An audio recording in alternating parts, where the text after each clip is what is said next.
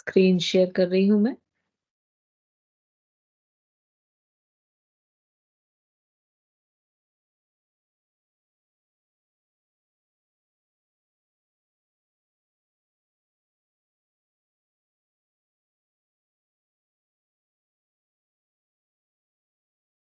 कल हमने जो लास्ट एपिलेप्सी पर छोड़ा हुआ था, अब हम इसके आगे नेक्स्ट देखते हैं पार्किंसन डिजीज।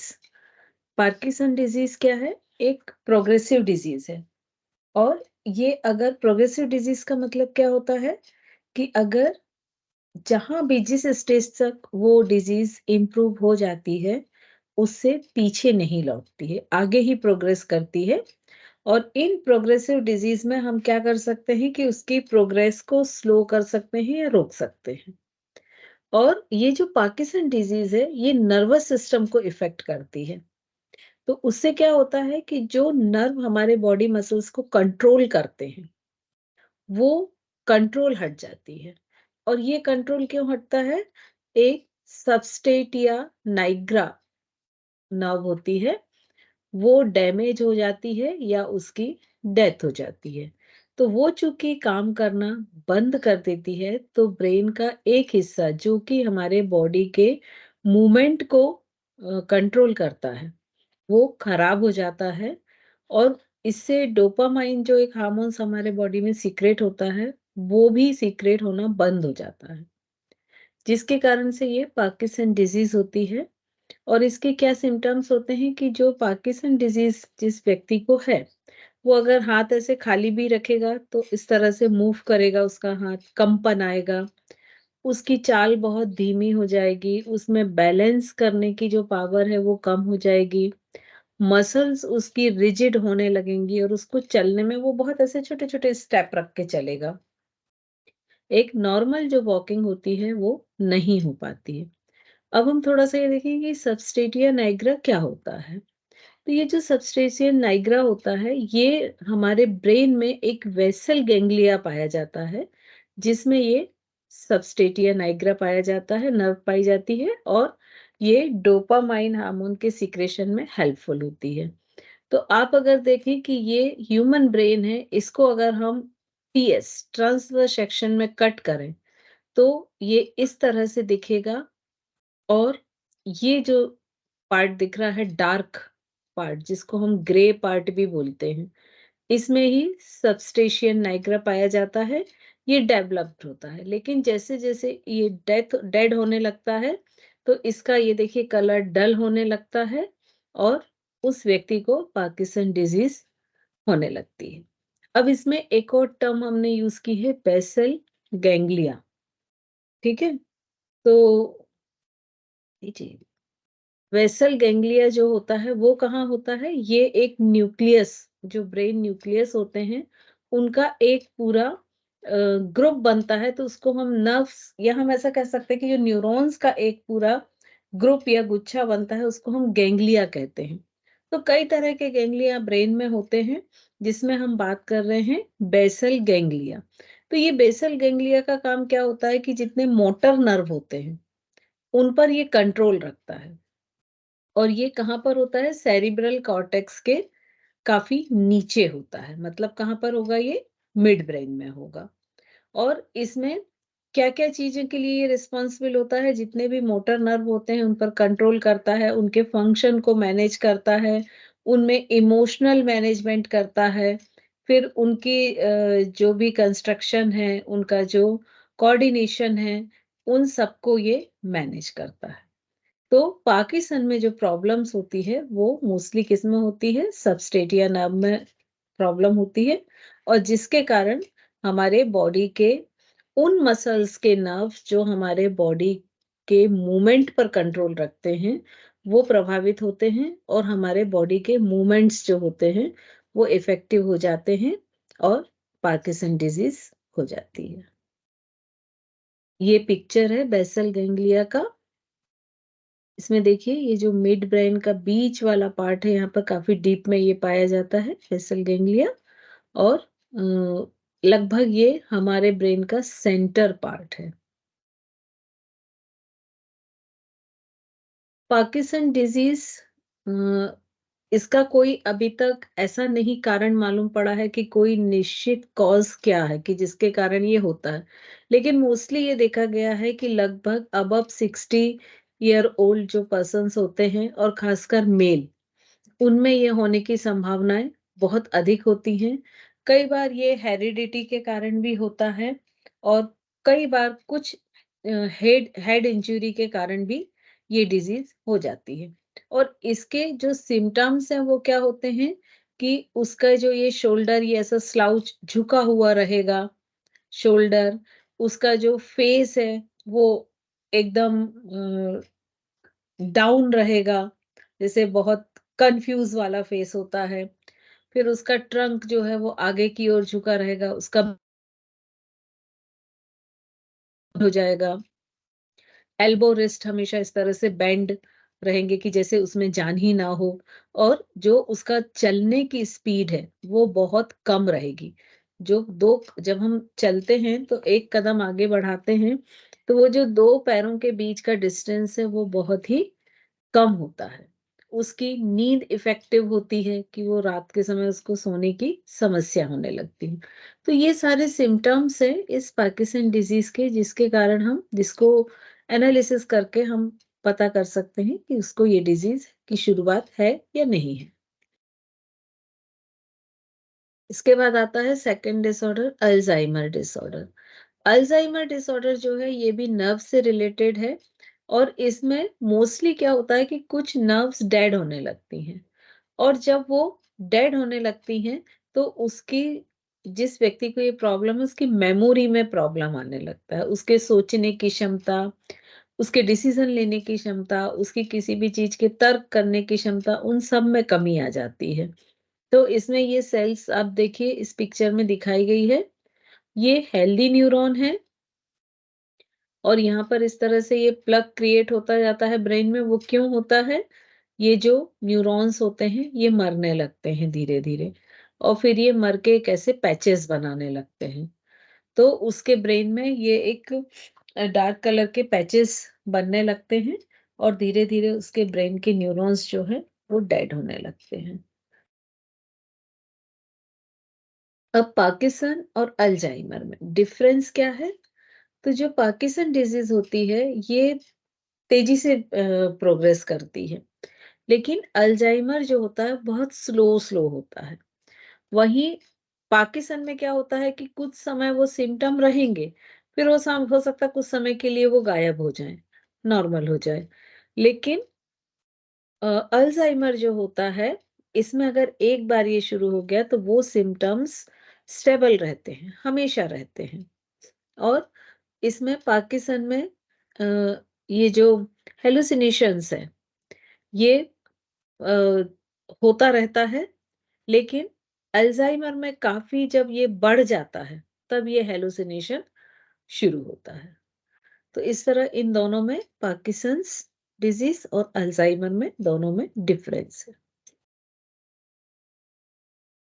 ये अभी तक हमने देखी ब्रेन से रिलेटेड डिज़ीज़। अब हम देखेंगे साइकियाट्रिक डिसऑर्डर क्या होते हैं। तो साइकियाट्रिक डिसऑर्डर जैसे नाम से ही आप समझ पा रहे हैं ये कहाँ पर होंगे? व्यक्ति के ब्रेन में तो है, लेकिन ये एब्स्ट्रैक्ट है, मतलब माइंड में है कहीं न कहीं। यानी ये उसके स्वभाव में, उसकी भावनाओं में, उन कारणों से होंगे। इस तरह हम देखते हैं कि जो डिसऑर्डर्स हैं, उनको हम जो नर्वस डिसऑर्डर हैं, 2 पार्ट में कर सकते हैं। एक तो सोमैटोफॉर्म हो जाता है, एक साइकोफॉर्म हो जाता है। तो जो सोमैटोफॉर्म होता है, वो 2 तरह से होगा, एक तो बॉडी पर होगा और दूसरा उसके ब्रेन पर। तो जो बॉडी पर होगा वो सोमैटिक होगा, ब्रेन पर जो होगा उसको न्यूरोलॉजिकल कहेंगे। इसी तरह से जो साइको फॉर्म होगा ये उसकी कॉन्शसनेस या अवेयरनेस पर होगा और दूसरा साइकोलॉजिकल होगा। उसके भावों पर होगा, उसके इमोशंस पर होगा।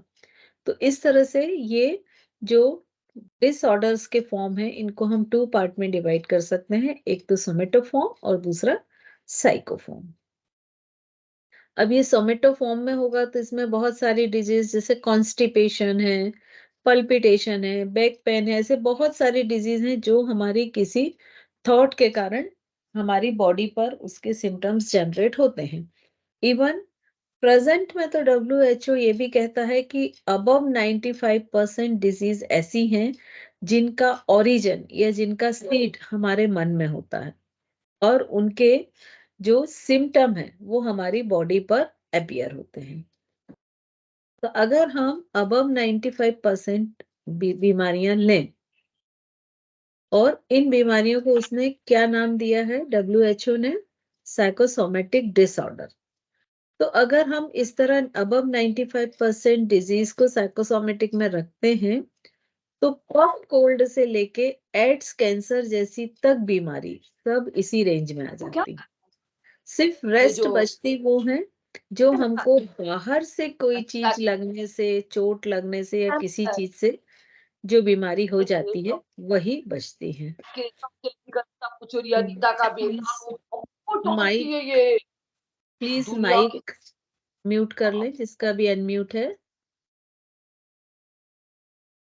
तो इस तरह से हमने इन जो नर्वस डिसऑर्डर्स हैं इनको दो पार्ट में डिवाइड किया, सोमेटिक और साइकोफॉर्म। अब साइकोलॉजिकल डिसऑर्डर या साइकोफॉर्म क्या है? वो बीमारियां जो रिस्पॉन्सिबल होती हैं किसी इमोशन के कारण होना या कोई बिहेव के कारण होना या कोई कॉग्निटिव के कारण होना। तो इन तीनों से रिलेटेड जो बीमारियां होती हैं वो किस में आती हैं? साइकोलॉजिकल डिसऑर्डर में। और इसमें मोस्टली ब्रेन में ट्रिगर बनने लगते हैं। वो ट्रिगर कैसे बनते हैं कि यदि हमने सोचा कि बारिश में भीगने से हम बीमार पड़ते हैं, हमको कफ एंड कोल्ड हो जाता है, और पिछली 2 या 3 बार का हमारा एक्सपीरियंस भी यही था कि हम बारिश में भीग के आए और हमको कफ एंड कोल्ड हो गया, नेक्स्ट डे हमको फीवर भी था। तो ये एक ट्रिगर जनरेट हो गया ब्रेन में, ये हमारे व्यवहार में या हमारी भावनाओं में एक ट्रिगर जनरेट हो गया। तो नेक्स्ट हम जब कभी भी भीगेंगे तो फिर ये 90% चांसेस रहेंगे कि हम कफ एंड कोल्ड उसे हो जाए या फीवर आ जाए। तो जितनी भी साइकोलॉजिकल बीमारियां होती हैं ये आपके सोचने, आपके जो आप बिहेवियर करते हैं वो इन सब के तरीकों पर डिपेंड करती हैं और इन सब के अकॉर्डिंग ये ब्रेन में ट्रिगर पॉइंट बना देती हैं जिसको बिहेवियर या बिलीफ पैटर्न्स बोलते हैं। और इन पैटर्न के हिसाब से जब भी वो सेटिस्फाई होता है, वो पॉजिटिव होता है, तो आपको वो बीमारी आपकी बॉडी पर उसके सिम्टम्स अपीयर होने लगते हैं। अब इसमें क्या-क्या चीजें शामिल हैं? जब हम साइकोलॉजिकल में जाते हैं तो बहुत कंफ्यूज थिंकिंग की, मतलब हम सोच रहे हैं लेकिन डिसीजन लेने में कंफ्यूज होना, सोच रहे हैं तो हर चीज में कंफ्यूज होना, ऐसा करें या ना करें, कोई भी चीज लें या नहीं लें। तो एक जो उसका थिंकिंग प्रोसेस होता है वो हमेशा उलझनों से भरा हुआ होता है, कंफ्यूज्ड होता है। वो एक अपने डिसीजन पर तुरंत नहीं पहुंच पाता है या उसका डिसीजनिंग मेकिंग पावर जो है वो वीक हो जाता है। फिर कंसंट्रेट वो नहीं कर पाता है किसी भी चीज पर। यदि वो फोकस करना चाहे, मान लीजिए वो पढ़ रहा है तो वो पढ़ाई पर फोकस नहीं कर पाएगा। वो किसी से बात कर रहा है तो बात करने में भी हमको एक फोकस करने की जरूरत होती है, तो वो नहीं कर पाएगा। मोस्टली वो आई कांटेक्ट भी नहीं कर पाता है ज्यादातर। वो हमेशा एक उदास रहेगा या ऐसे बैठेगा कि कोई बहुत गहरी चिंता में है, उसका स्ट्रेस लेवल बढ़ जाएगा। इसके अलावा जो दूसरे व्यक्ति की जो भी परेशानियां हैं, जो भी उसकी सिचुएशन है, उन सबको वो अंडरस्टैंड नहीं कर पाएगा, समझ नहीं कर पाएगा। वो सेल्फ कंसंट्रेट हो जाएगा, सिर्फ खुद पर ध्यान देगा। कई बार ऐसे व्यक्ति बाइपोलर डिसऑर्डर के भी शिकार हो जाते हैं। बाइपोलर डिसऑर्डर वैसे अभी हम आगे पढ़ेंगे, बट उसमें क्या होता है कि व्यक्ति एक सेकंड के लिए खुश हो रहा है तो दूसरे ही सेकंड रोने लगेगा। तो इस तरह की उसमें डिसऑर्डर्स हो जाएंगे। वो सिजोफ्रेनिया, एंजाइटी, स्ट्रेस या फोबिया या ईटिंग डिसऑर्डर, इस टाइप की कोई भी डिसऑर्डर उसमें जनरेट हो सकते हैं। अब जो common type mental disease disorders होते हैं वो कौन-कौन से होते हैं? Depression, panic disorder, schizophrenia, phobia, dementia, bipolar disorder और पोस्ट ट्रॉमेटिक स्ट्रेस डिसऑर्डर। तो इनके बारे में हम आगे अभी सभी के बारे में डिटेल पढ़ेंगे, इसलिए यहाँ हम सिर्फ नाम ही इनके पढ़ रहे हैं। अब कोई भी साइकेट्रिक डिसऑर्डर है, उसके कॉमन सिम्पटम्स क्या रहेंगे? वो हमेशा भटकाव की स्थिति में रहेगा। कभी ए सोचेगा तो कभी ज़ेड सोचेगा। उसमें डिसिज़निंग पावर नहीं होगी। उसकी जो चेतना है, वो हमेशा डिस्टर्ब रहेगी कि क्या करें, क्या ना करें। वो एक अपने ओरिएंटेशन को भी डिस्टर्ब रखेगा। फिर उसकी मेमोरी जो है, वो हमेशा शॉर्ट हो जाएगी और वो डिस्टर्ब रहेगी। उसके सोचने-समझने की क्षमता डिस्टर्ब हो जाएगी। उसका मूड हमेशा एक डिस्टर्बेंस वाली पोजीशन में रहेगा और एक डिप्रेशन वाली पोजीशन में रहेगा और उसके जो लैंग्वेज है, वो भी डिसऑर्डर हो जाएगी। वो लैंग्वेज को प्रॉपर यूज़ नहीं कर पाएगा या उसमें जो ग्रामेटिकल सेंटेंस मेकिंग है या जो वर्ड हैं, वो एग्ज़ैक्ट रखना वर्ड, ये सारी चीज़ें वो प्रॉपरली नहीं कर पाएगा। अब नेक्स्ट हम देखते हैं इनकी डिजीजेस की साइकोसिस और न्यूरोसिस डिजीज क्या-क्या होती हैं। तो जो साइकेटिक डिसऑर्डर है, सबसे पहले हमने नर्वस फॉर्म को 2 फॉर्म में कन्वर्ट किया था, सोमैटिक फॉर्म और साइकेटिक फॉर्म। तो जो साइकेटिक फॉर्म है वो अगेन 2 पार्ट में डिवाइड होती है। एक तो हो जाती है ऑर्गेनिक, दूसरी नॉन ऑर्गेनिक। तो ऑर्गेनिक जो फॉर्म है वो किससे रिलेटेड रहेगी? हमारी पूरी बॉडी से। और नॉन ऑर्गेनिक किससे रिलेटेड रहेगी? माइंड से, जो कि भावना या हमारी किसी बिहेवियर के कारण हो रहे हैं। तो इस तरह हम देखें कि जो साइकेट्रिक इलनेस है वो 2 तरह की हो गई, एक साइकोसिस, एक न्यूरोसिस। फिर जो साइकोसिस है, ये मैंने आपको पहले भी बताया था कि साइकोसिस वो होती हैं जो हमारी भावना, व्यवहार इन पे डिपेंड करती हैं और न्यूरोसिस वो होती हैं कि जो हमारे न्यूरॉन्स पर डिपेंड करती हैं। ठीक है? तो साइकोसिस में क्या-क्या हो जाएगा? सिज़ोफ्रेनिया, मैनिया, डिप्रेशन, बाइपोलर और न्यूरोसिस में ओसीडी, फोबिया, एंजाइटी या पोस्ट ट्रॉमेटिक स्ट्रेस डिसऑर्डर।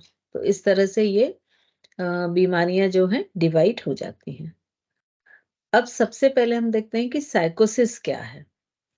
तो साइकोसिस एक चीज ये होती है कि वो व्यक्ति हमेशा भ्रम की स्थिति में जीता है और वो भ्रम या जो इमेजेस क्रिएट करता है वो रियलिटी से बहुत दूर होती है।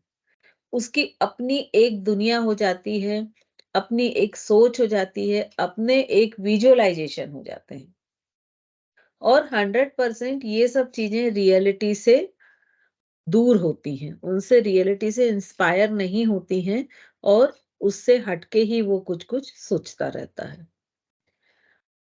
अब इसमें जब बहुत सारी ऐसी चीजें कलेक्ट हो जाती हैं, तो धीरे-धीरे पहले एक हेलुसिनेशन शुरू हुआ, फिर दूसरा, फिर तीसरा, ऐसे करते-करते जब ये बहुत ग्रुप बन जाता है, तब क्या होता है कि वो व्यक्ति रियलिटी से पूरी तरह से दूर हो जाता है और वो सिर्फ अपनी बनाई हुई दुनिया में ही जीने लगता है और जब वो अपनी बनाई दुनिया में जीता है, तो उसके जो हेलुसिनेशन है, डिल्यूशंस हैं, ये सारी चीज़ें लगातार ग्रुप स्ट्रॉन्ग होता जाता है और उसकी ये जो बीमारी है, ये बढ़ती जाती है। और इस समय उस व्यक्ति को क्या-क्या प्रॉब्लम होगी, वो हमेशा उलझन में रहेगा, हमेशा वो एक सस्पिशियस रहेगा, उसकी फीलिंग जो है एक डरी हुई रहेगी, सोशल बायकॉट कर लेगा, वो अपने इवन फैमिली और फ्रेंड से भी नहीं मिलना चाहेगा और कोशिश करेगा कि अंधेरे में रहे, सनलाइट से भी वो बचना चाहता है। और इन सब को होने के लिए क्या-क्या चीज़ें ज़िम्मेदार हैं, अगर उसको किसी तरह की मानसिक बीमारी है, कोई इन्फेक्शन है, कोई हेड इंजरी है, तो ये सब चीज़ें रिस्पॉन्सिबल हैं ये जो साइकोसिस है इसको बढ़ाने के लिए। अब ये जो साइकोसिस है इसका ट्रीटमेंट कैसे किया जाता है, इसकी कुछ मेडिसिन्स होती हैं जो दी जाती हैं जिसमें एंटी डिप्रेशन मेडिसिन भी होती है। कुछ ऐसी कोशिश की जाती है कि उसका जो मूड है वो स्टेबलाइज़ रहे, तो कुछ उसको मूड स्टेबलाइज़र भी दिए जाते हैं। फिर कुछ ऐसे मेडिसिन्स दिए जाते हैं कि जो उसके जो साइड इफ़ेक्ट्स हैं, उनको भी रिड्यूस करें, जिसको हम एंटी साइकोटिक्स कहते हैं। तो ये मेडिसिन्स दी जाती हैं इनके साइकोसिस के को रिड्यूस करने के लिए। अब इनके सिम्पटम्स क्या होते हैं? तो सिम्पटम्स वही हैं डिल्यूज़न, सस्पेंशनिज़, एब्नॉर्मल मूवमेंट, स्लीप सोने में मुश्किल होती है, इमोशन को एक्सप्रेस करने में या कंट्रोल करने में मुश्किल होता है। उसका जो सोशल एरिया होता है वो टोटली बायकॉट हो जाता है। तो ये सारी चीज़ें वो स्ट्रेस, एंग्जायटी उसको बढ़ने लगती है और उसके लिए फिर ट्रीटमेंट वही है, मेडिसिन है। फिर सीबीटी, कॉग्निटिव बिहेवियर थेरेपी होती है, वो होती है। कॉग्निटिव एनहांसमेंट थेरेपी होती है, सीईटी। आर्ट थेरेपी होती है। फिर कुछ ऐसे उसको सजेशन उसके उसकी फैमिली को सजेशन दिए जाते हैं कि उसके साथ अधिक से अधिक समय बिताएँ और अपने रिलेशंस को स्ट्रॉन्ग करें, उसको सिक्योरिटी फ़ील कराएँ। तो इस तरह के कुछ मेडिसिन और कुछ इमोशनल उसको ट्रीटमेंट दिए जाते हैं, जिससे वो उस साइकोसिस की प्रॉब्लम से उबर सके। अब न्यूरोसिस डिसऑर्डर क्या है? तो न्यूरोसिस डिसऑर्डर वो होते हैं अ, जो न्यूरॉन्स के कारण होते हैं मोस्टली।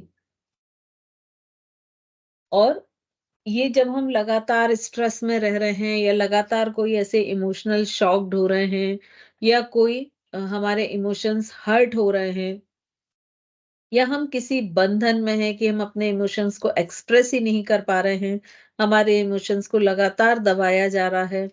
तो इन सारी चीज़ों से ये न्यूरोसिस जो डिसऑर्डर्स होते हैं, ये जनरेट होते हैं और इसमें क्या-क्या चीज़ें शामिल हो जाती हैं, इसमें ऑब्सेसिव थॉट्स होते हैं, इरिटेबल फ़ियर होते हैं, डिसोसिएशन होता है, एंग्जायटी, डिप्रेशन, इरिटेबिलिटी, सेल्फ कॉन्फिडेंसनेस, ये सारी चीज़ें इसके अंतर्गत आती हैं।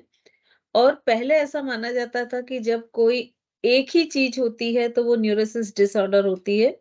बट अब ऐसा माना जाता है कि ये बहुत सारी चीज़ों को एक साथ ग्रुप में रखने पर ये न्यूरोसिस होती है और जैसे एंग्जायटी है। तो अगर किसी को एंग्जायटी डिसऑर्डर हुआ है तो वो भी एक टाइप का नहीं है, वो भी एंग्जायटी कई तरह की हो जाती है और उन सब के कॉम्बिनेशन से उसको न्यूरोटिक डिसऑर्डर होता है। अब इसमें क्या-क्या शामिल है? एंग्जायटी होता है, डिप्रेसिव होता है, ऑब्सेसिव कंपल्सरी होता है और इनके क्या कारण होते हैं? कुछ लोग गलत धारणाएँ बना लेते हैं अपने प्रति या बार-बार उनको गलत धारणाओं बनाने पे मजबूर किया जाता है या उनके इमोशन को सप्रेस किया जाता है या उन्हें लगातार ऐसे माहौल में रखा जाता है कि जहाँ वो लगातार डर या ऐसे कोई इमोशन को फ़ील करें। या उनके कोई रिलेशन जो होते हैं, वो रिलेशन इतने टॉक्सिस हो जाते हैं कि वो उसके कारण भी उनको न्यूरोटिक डिसऑर्डर हो जाते हैं। क्योंकि टॉक्सिन इमोशंस जो होते हैं, वो हमेशा व्यक्ति के व्यवहार और व्यक्ति की भावना पर बहुत गहरा असर डालते हैं। तो टॉक्सिन्स रिलेशनशिप हमेशा उसे एक न्यूरोसिस डिसऑर्डर की तरफ पुश कर देती है। ये वही कॉमन साइन्स हैं जो अभी हमने पढ़ा है कि वो किसी पर कोडिपेंड रहने लगेगा, हमेशा उलझन में रहेगा और हमेशा ये चाहेगा कि अगर वो कोई काम करे तो उसको बिल्कुल परफेक्शन के साथ करे, स्ट्रेस में रहेगा हमेशा, उसको डिसीज़न लेने में बहुत कन्फ्यूज़न होगा कि ये करूँ कि ना करूँ। वो अपने एक्सप्रेशन को, अपने इमोशन को कंट्रोल नहीं कर पाएगा। तो ये सब कॉमन साइन है, वो अपने रिलेशन से बचेगा, चाहे वो फैमिली रिलेशन हो या फ्रेंड्स के रिलेशन हो। तो उनसे वो कॉन्टैक्ट करने से, उनके साथ बात करने से वो अवॉइड करेगा। अब इसमें डिफरेंस दोनों में क्या है? ये जो साइकोसिस है ये एक मेंटल क्रिटिकल मेंटल इलनेस है और जिसमें व्यक्ति रियलिटी से हटने लगता है और वो अंदर तक कहीं डिस्टर्ब हो जाता है अपने रिलेशनशिप से या कोई ऐसे उसके आसपास ऐसे लोग हैं या वो अपने किसी इमोशंस को सप्रेस कर रहा है तो इन सारी चीजों से वो साइकोसिस होता है। और न्यूरोसिस में क्या होता है कि कोई एक न्यूरॉन्स का ग्रुप होता है या कोई अनसर्टेनिटी साइकिकल डिसऑर्डर होते हैं जो ग्रुप में होते हैं और वो ग्रुप उसको न्यूरोसिस की तरफ पुश कर देता है।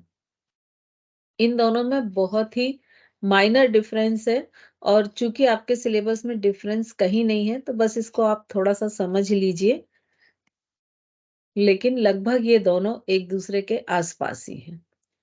अब PTSD, post traumatic stress disorder, तो ये मोस्टली कब होता है कि कोई ऐसा उसको इमोशनल शॉक लगा, जैसे कोई बहुत ही प्रिय व्यक्ति की डेथ हो गई या एक्सीडेंट हो गया, तो कोई ऐसी जो बहुत उसके साथ दर्दनाक घटनाएं हुई और उसको शॉक लगा, तो उसके कारण ये जो पोस्ट ट्रॉमेटिक, जैसे नाम से ही आप समझ रहे हैं कि कोई उसके साथ ट्रामा हुआ उसके बाद जो उसको स्ट्रेस हुआ, ये वो है डिसऑर्डर।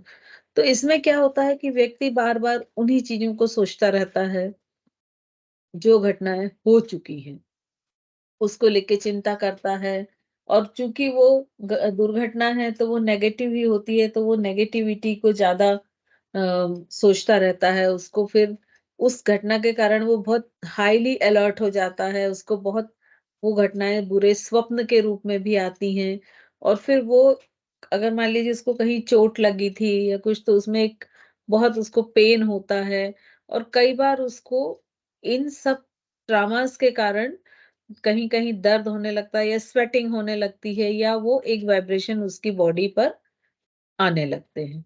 तो ये सारे उसके सिम्पटम हैं और ये ट्रिगर कैसे होता है कि कोई भी एक नेचुरल कैलामिटी हो गई या कोई एक्सीडेंट हो गया, कोई आतंकवादी ऐसा कृत्य हो गया, कोई लड़ाई, रेप या किसी तरह की मौत की धमकी, मर्डर, इस टाइप की कोई भी जो खतरनाक दुर्घटना होती है, वो इसका ट्रिगर हो सकती है। इसके सिम्पटम्स में वो क्या हैं कि वो अपनी अनवांटेड मेमोरी के ही बारे में लगातार सोचेगा, वो उसके बारे में बात करने से बचने लगेगा, उसको अवॉइड करेगा, फिर उसको सोने में दिक्कत होएगी और अगर वो सोएगा तो हो सकता है स्वप्न में भी ड्रीम भी उसको उसी के आएँ और वो किसी भी जो एन्जॉय वाली एक्टिविटी है उसमें इंटरेस्ट लेना बंद कर देगा। तो ये सारे सिम्पटम्स हैं पीटीएसडी के। अब इसके बाद हम आते हैं एंजाइटी डिसऑर्डर। तो जैसे हमने बताया था कि एंजाइटी डिसऑर्डर के भी काफी टाइप होते हैं, तो इसको हम थोड़ा सुपरफिशियली देखते हैं। सबसे पहले तो एंजाइटी क्या होती है कि किसी भी चीज के बारे में सामान्य चिंता करना एक बहुत अच्छी चीज है, लेकिन ये जब चिंता एक अपने हद से गुजर जाती है और इतनी हाई हो जाती है कि वो हमारे बॉडी में कुछ दूसरे सिम्टम्स क्रिएट कर देती है, जैसे घबराहट होना, है ना? या बहुत बेचैनी होना या हम उसके कारण स्ट्रेस फील करने लगते हैं या हमको ऐसा लगता है कि बहुत कुछ खतरनाक होने वाला है और हम एक्स्ट्रा अलर्ट हो जाते हैं, जिससे हमारी हार्ट बीट बढ़ जाती है, ब्रीदिंग फास्ट हो जाती है, बॉडी में पसीना आने लगता है, हम अपने आप को महसूस करते हैं कि हम पूरा हिलने लगे हैं, हमको बहुत वीकनेस या थकान महसूस होती है। तो ये सारे जब सिम्पटम्स स्ट्रेस के ये सॉरी चिंता के कारण होने लगते हैं तो वो एंजाइटी डिसऑर्डर होता है कि हमने किसी एक चिंता को इतना हाईली ले लिया है कि उस चिंता के कारण हमारे बॉडी पर कुछ नेगेटिव साइंस अपीयर होने लगे, तब वो एंजाइटी डिसऑर्डर में कन्वर्ट हो जाती है। अब एंजाइटी डिसऑर्डर में क्या-क्या चीजें शामिल हैं? एक तो जनरलाइज एंजाइटी डिसऑर्डर होता है, पैनिक डिसऑर्डर होता है, सोशल एंजाइटी डिसऑर्डर होता है, स्पेसिफिक फोबिया और सेपरेशन एंजाइटी। तो ये सारी तरह के एंजाइटी डिसऑर्डर हैं, जो अलग-अलग चीज़ों में होते हैं। इनके बारे में भी हम शायद आगे पढ़ेंगे, मुझे भी कन्फ्यूज़न है। अब इसकी थेरेपी कैसे की जाती है, इसमें कुछ बिहेवियर थेरेपी दी जाती है, डीप ब्रीथिंग करना सिखाया जाता है, एक्सरसाइज़ और मेडिटेशन। फिर इसमें बोला जाता है कि आप आपकी जो हॉबीज़ हैं, उनको आप इम्प्रूव कीजिए। जैसे अगर आपकी म्यूज़िक सुनना है या जो भी आपकी हॉबी है, उसमें आप अधिक से अधिक समय बिताइए, लोगों से कॉन्टैक्ट में रहिए, अपने रिलेशंस को फिर से रीजनरेट कीजिए। तो ये सारी चीज़ें हैं जिससे हम इस एंग्ज़ायटी को काफ़ी हद तक कम कर सकते हैं। इसके अलावा कुछ मेडिसिन्स भी होती हैं और कुछ कॉग्निटिव बिहेवियर थेरेपी होती है। कुछ ऐसे सपोर्ट्स ग्रुप्स भी बने हैं कि जो इसमें हेल्पफुल होते हैं। और ये एंग्ज़ायटी होती कैसे है? बस इसका साइकिल वही है कि जो भी गुड या बैड जो भी हुआ है, वो धीरे-धीरे इतना बढ़ता जाता है कि वो एंग्ज़ायटी मेस बना लेता है।